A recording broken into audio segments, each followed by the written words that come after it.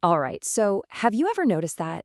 How you can be one person when you're by yourself, but the moment you're in a group, it's like a switch flips.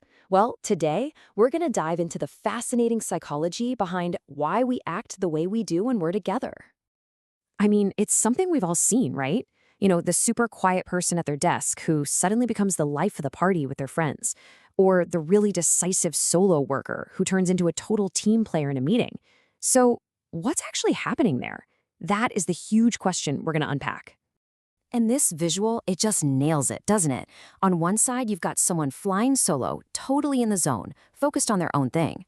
But then you look at the other side and bam, the whole dynamic shifts. People are talking, debating, influencing each other. It's that leap from me to we. That's what group psychology is all about.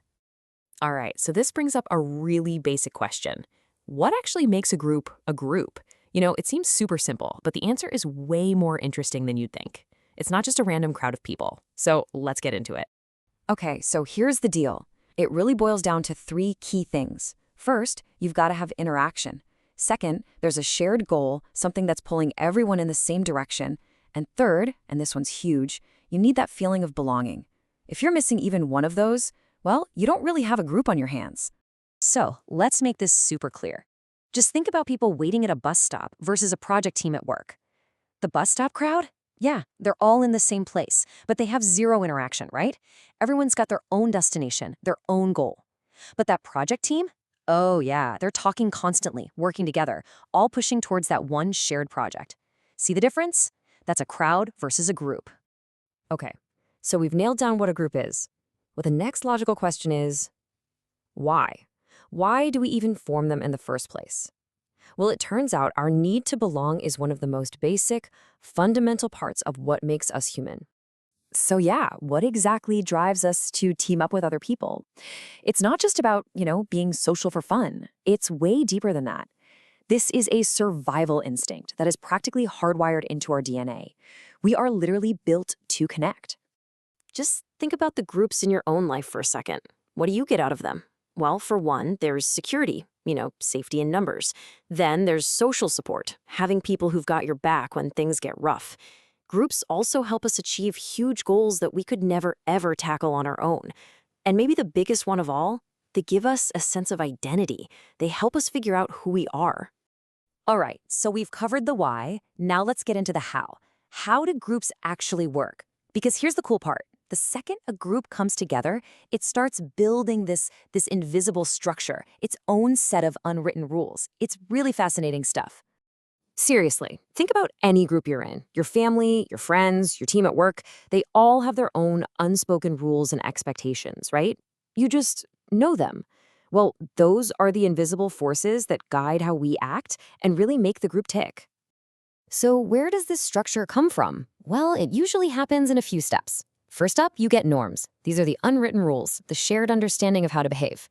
Then people start falling into roles. You got the comedian, the serious planner, the one who always keeps the peace. Everyone kind of finds their job. And finally, you get status.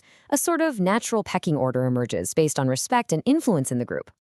And all of this naturally leads us to one of the most important roles that can pop up in any group, the leader. Now, when I say leader, what pops into your head? Someone calling the shots? Barking orders? Well, true leadership is actually about so much more than just having power. It's really about influence. It's the skill of guiding everyone towards that shared goal we were talking about earlier. So, what does it take to be a good leader? Well, confidence is definitely part of it, sure.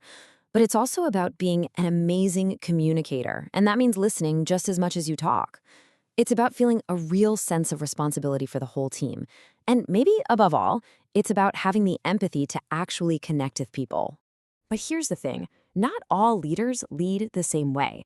There are actually three main leadership styles, and each one comes with its own set of pros and cons. Okay, first, you've got the autocratic leader. This is your classic my way or the highway type. They make all the decisions, top down, not a lot of input from the team. Think of a surgeon in the middle of a critical operation. They need to be in total control. It's fast, it's decisive. Then you've got the democratic leader. This style is all about collaboration. The leader actually brings the team into the decision-making process. They get everyone's input and try to build consensus. And what this does is create this really powerful sense of shared ownership. And last but not least, there's the laissez-faire leader. Now, this is the hands-off approach, and that does not mean they're lazy. It means they have a ton of trust in their team. They give them the tools and the general direction, and then they step back and empower the group to figure it out and get it done. So, which one's the best? The commander, the collaborator, or the coach? Well, here's the spoiler. There is no best one. It totally depends on the situation. That autocratic style, perfect for a crisis when you need fast decisions. But for a creative brainstorm, you're going to want a democratic leader. It really proves that context is everything. Okay, we've covered a lot of ground. So let's bring it all home and see how all of this stuff, groups, rules, leaders, actually shows up in your day-to-day life. So let's wrap up the first big idea here. Remember, a group is so much more than a crowd. They're essential because they meet those deep human needs for security and belonging. And they always build their own invisible structure with norms, roles, and status. And for the second part on leadership, the big takeaway is that a leader's job is to provide that guidance and direction.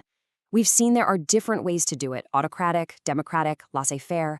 And being an effective leader is all about knowing which style to use and when. That's what really drives a group to success. And that really leaves us with this final, powerful idea to chew on. Strong individuals can definitely build a group, for sure. But it takes a wise leader to help that group truly grow and reach its full potential. It's the difference between just existing and becoming something extraordinary. Thanks so much for digging into this with me today.